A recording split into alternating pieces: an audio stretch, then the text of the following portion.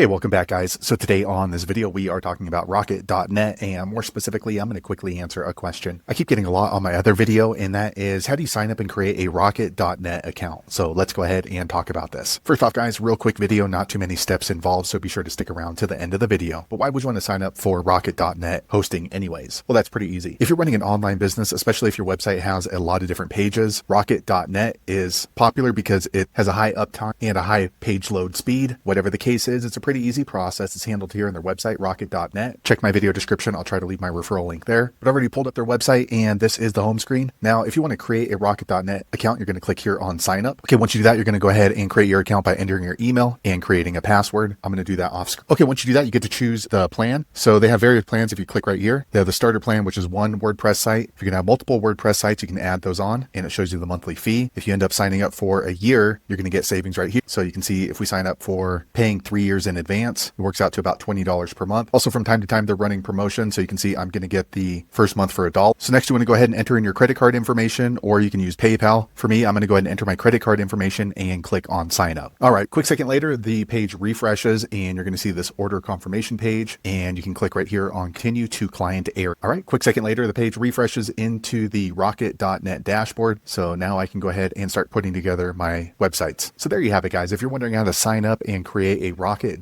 account, that's the easiest way I know how to do it. If you know an easier way, be sure to leave a comment below. Let the rest of us know how you did it. Hopefully you found that video useful. If so, click thumbs up or maybe consider subscribing to my channel, and hope to see you on the next video. Thanks again for watching.